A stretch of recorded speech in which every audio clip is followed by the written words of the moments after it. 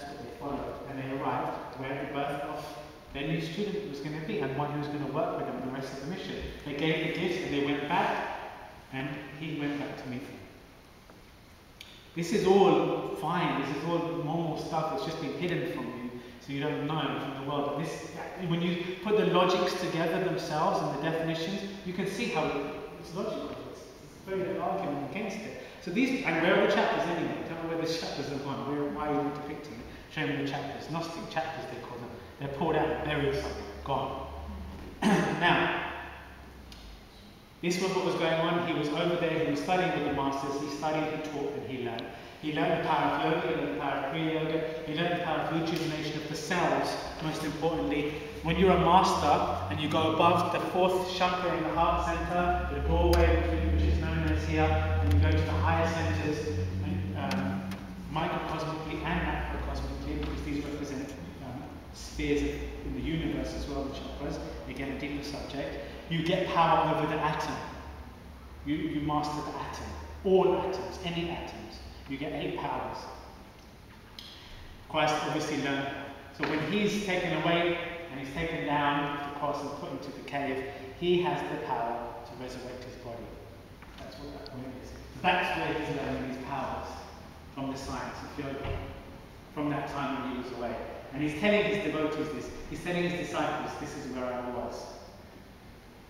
The yogi's power of regenerating atom, so that when he's killed, he'll resurrect himself to perfect health. The power for generating action, but when he's killed, he'll resurrect himself to perfect health. The people of the time, at that time, and even now cannot begin to comprehend the message from India. Cannot begin to comprehend the message Christ from India, the East, descend. So why are they not comprehending this message?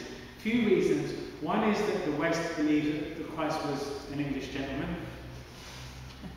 Some of them, they don't even like to admit that he was Jewish. They'd happily have him from Wembley. Not Wembley, that's South India. But you know, a lot of the time in America, I'll come back to America again, he's European. Well, he represents the white race. So you don't want to associate him with India, because India is, well, now India's not, you know, it's going to be a superpower, even in the economic and financial world. They have to accept it, but they'd like to look at India as being this place where they go to help. They don't learn that they go to help, and they go to colonize. So it's a little bit still of arrogance, still, part of it, from some quarters. Although you can see the tide of public opinion is very different in America. You go to New York, you go to California, the surge of yoga there, you know, it's telling a very different story. That's why the people will always speak. No matter how much you try to hold back truth, the people will always speak. And America is speaking in favor of yoga. That's the beautiful thing, you know? Religion will sit in its grave and complain, but it will not change the tide of truth.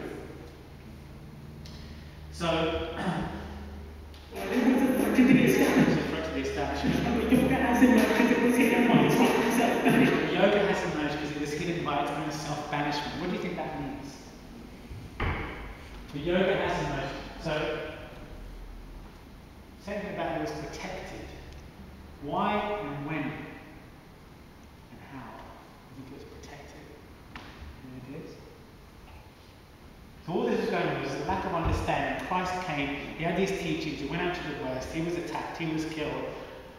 And yoga kind of for a while sat back, just chilled.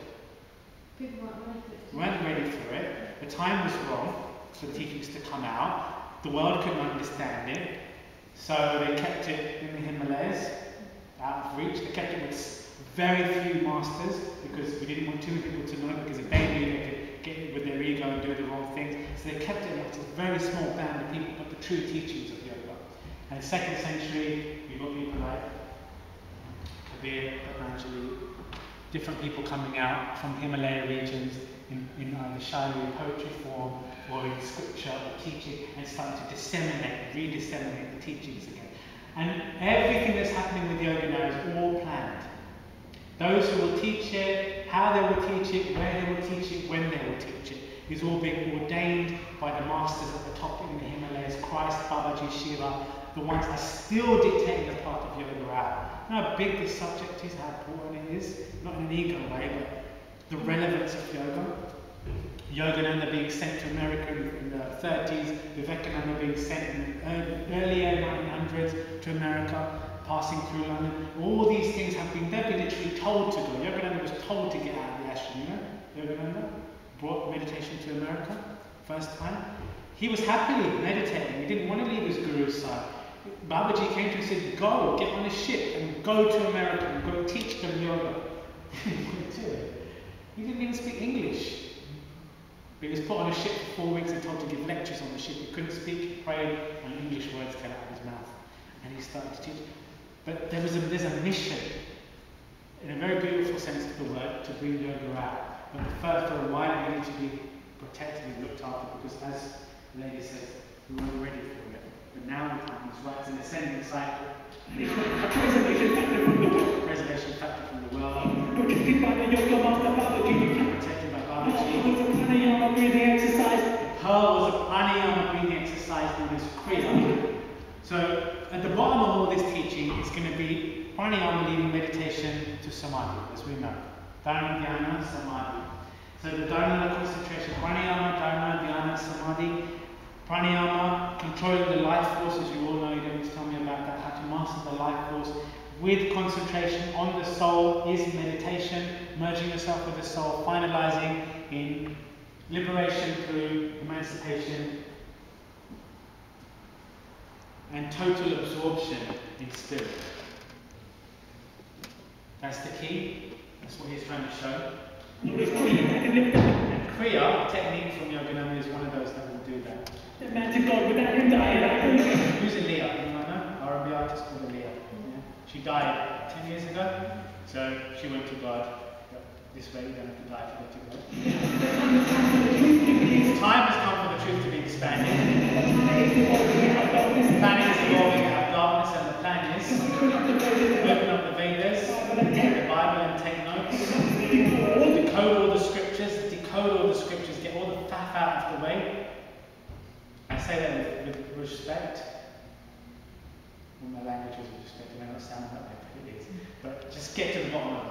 Teach yoga to the popes, or take yoga now back to the churches and teach them. Listen, this is what it's about. Message in conclusion is that man is not a man. Message in conclusion is that man is not a man. No body sharp